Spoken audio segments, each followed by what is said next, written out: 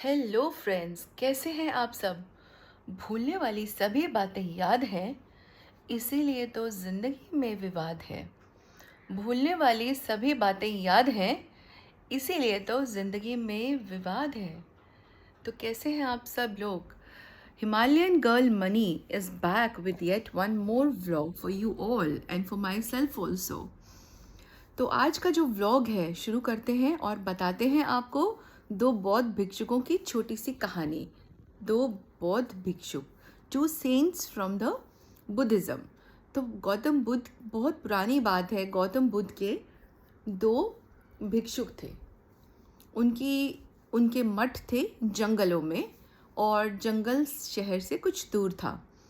तो उनको ये आदेश थे कि आपने रोज़ जाना है और शहर जाना है। आपने सुबह जाना है, भिक्षा मांगनी है, और शाम को अंधेरा होने से पहले आपको लौट कर आना है, आपको भिक्षा लेकर आनी है। लेकिन उसकी एक कंडीशन भी थी, उसमें एक कंडीशन भी प्रोवाइडेड थी। कंडीशन ये थी कि आपको किसी औरत को की बॉडी को छूना नहीं है, आपको स्पर्श नहीं करना है, टच नहीं करना है औरत की बॉडी को। सो ये काम सारे भिक्षु रोज़ करते थे। भिक्षु, the Buddhist monks, the Buddhist saints, वो लोग ये काम करते थे और ये सब जाते थे सुबह और शाम को भिक्षा मांग के ले आते थे। तो शहर और जंगल, जैसे कि मैंने आपको बताया कि जंगल के बीच में इनके मठ थे, मठ ना, और मठ से जब शहर के बीच में जाते थे तो एक नदी पड़ती थी, नदी। तो नदी को पार करके जाना होता था। तो एक दिन ये सब लोग अपने अपने करके, अपने अपने ग्रुप्स बना के भिक्षा मांगने के लिए निकल गए। जब ये निकल जाते हैं तो उस टाइम भी कुछ धीरे धीरे बरसात की बूंदें पड़ रही होती हैं, धीरे धीरे वर्षा हो रही होती है, बहुत ही हल्की। और ये चले जाते हैं, उस टाइम सुबह का टाइम होता है।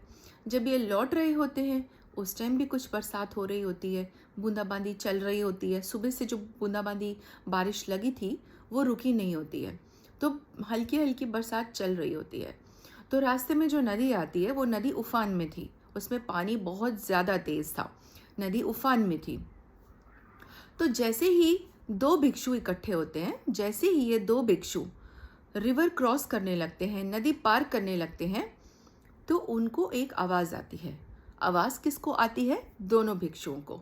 दो भिक्षु होते हैं, एक उनमें से बहुत सीनियर भिक्षु होता है, सीनियर हर्मिट, और एक उनमें जूनियर होता है। जो जूनियर है वो अभी अभी उसने नया ही मठ ज्वाइन किया होता है, और जो सीनियर भिक्षु है वो काफ़ी टाइम से गौतम बुद्धा के मठों में रह रहा होता है, उसको कई साल हो गए होते हैं। वो बहुत सीनियर हर्मिट होता है, सीनियर सेंट होता है, यानी सीनियर भिक्षु होता है। तो ये दो लोग थे और ये रिवर क्रॉस कर रहे थे, नदी क्रॉस कर रहे थे। शाम का वक्त था, बूंदाबांदी लगी थी, भिक्षा मांग के वापस आ रहे थे। अब अगर इनको जंगल में जाना है तो इनको नदी पार करनी पड़ेगी, और नदी में पानी बहुत बढ़ गया था बारिश की वजह से, बरसात की वजह से पानी बहुत ज़्यादा उसमें चल रहा था। और अचानक से उनको एक लड़की की आवाज़ आती है। एक लड़की उनको बोलती है, प्लीज़ कृपा मेरी मदद करें, कृपा मेरी मदद करें, रुक जाएं, मुझे अकेला छोड़कर ना जाएं। अब ये दोनों जैसे ही नदी में पैर डालने लगते हैं, इनको ये आवाज़ आ जाती है, तो ये रुक जाते हैं। रुक कर पीछे मुड़ते हैं और देखते हैं कि बहुत सुंदर स्त्री खड़ी है, बहुत सुंदर लड़की, बिल्कुल अप्सरा जैसी। अगर अंधेरे में उसको देखा जाए तो वो बिल्कुल अप्सरा जैसी लग रही थी। तो ये दोनों उसके पास जाते हैं, उसे झुककर प्रणाम करते हैं और उससे पूछते हैं कि क्या हुआ देवी, क्या कष्ट है आपको। तो उसने बोला कि वो सोने से लदी थी, वो लड़की सोने से लदी थी। तो उसने बोला कि मैं नगर में, यहीं पे नगर में राजा की पुत्री हूँ। मैं अपनी टीम के साथ, अपने सारे दरबारियों के साथ मैं शिकार में गई थी, और शिकार पर जाने के बाद मैं रास्ता भटक गई। मैं एक हिरन के पीछे चली गई और रास्ता भटक गई और मैं अकेली रह गई। मैंने बहुत ढूंढने की कोशिश करी, मुझे लोग नहीं मिले और अंधेरा हो गया और अब मैं अकेली रह गई। और नदी में पानी बहुत ज़्यादा है, फिसलने का डर है, तो क्या आप मुझे नदी पार करा देंगे ताकि मैं अपने शहर, अपने महल को जा सकूं। तो दोनों चुप हो गए, एक दूसरे की तरफ देखने लगे। इतने में छोटे भिक्षु ने उस कन्या को, उस राजा की कन्या को उठाया और उसे अपने शोल्डर्स पे बिठाया और नदी पार करने लगा। तो नदी का पार करने से पहले उसने देखा कि वाकई उसमें बहुत बड़े बड़े चिकने चिकने पत्थर थे, जिन पे पैर पड़ता तो वाकई ही लड़की फिसल जाती। अब लड़की के आगे संकट बहुत बड़ा था, तो इन्होंने सोचा कि लड़की को पार कराने में ही भला है। छोटा वाला भिक्षुक जो था उसने लड़की को उठाया, कंधे पे रखा और पार कराने लगा। लेकिन जो बड़े भिक्षुक थे उन्हें बहुत ज़्यादा गुस्सा आ गया। उन्होंने कहा कि इसने हमारी मर्यादा को भंग कर दिया है, इसने वो सब काम किया है जो हमें नहीं करना चाहिए। जिस बहुत सालों से हम जिस काम को करने की कोशिश कर रहे थे, आज इसने एक क्षण में वो काम की पूरी बर्बादी कर दी है। उन्हें बहुत ज़्यादा गुस्सा आया। उन्होंने बोला, मैं चल के गौतम बुद्ध को बताऊंगा। तो जी उसने, छोटे भिक्षु ने लड़की को कंधे पे बिठाया और लेके लगे नदी पार करने। नदी पार हो गई और उन्होंने, छोटे भिक्षुक ने लड़की को उतार दिया कंधे से और जी लड़की चली गई अपने घर को और अपने नगर को चली गई कि मैं अब महल जाती हूँ। और इस तरह बड़े भिक्षुक ने भी नदी पार करी, वो भी आ गए और दोनों साथ साथ चलने लगे। बड़े भिक्षुक को बहुत बहुत क्रोध आ रहा था, बहुत ज़ोर से गुस्सा आ रहा था। वो आगे आगे चलने लगे, गुस्से में बहुत तेज़ तेज़ आगे निकल गए, आगे आगे चलने लगे। बहुत ज़्यादा उनको गुस्सा था और उसके बाद वो गुस्से में बढ़ गए आगे। उन्होंने रास्ते भर सोचते रहे, गौतम बुद्ध मिलेंगे, उन्हें बताऊंगा। गौतम बुद्ध को अभी जाके बताता हूँ कि इन छोटे भिक्षुओं को बिल्कुल भी ना ज़मीन दे, ना मठ में रहने की इजाज़त दे। इन छोटे भिक्षुओं को, इन नए भिक्षुओं को यहाँ से निकाल दे। तो जी वो गया, इन लोगों ने खाना खाया और फिर ये बड़ा भिक्षुक गौतम बुद्ध के पास पहुँचता है उन्हें बोलने के लिए कि आज ये क्या करके आया है। इस भिक्षु ने हमारी सारी तपस्या, हमारी सारी मेहनत पे पानी फेर दिया, हम सब की सारी तपस्या इसने भंग कर दी। इसने स्त्री का स्पर्श कर दिया। He has touched a woman's body, a girl's body.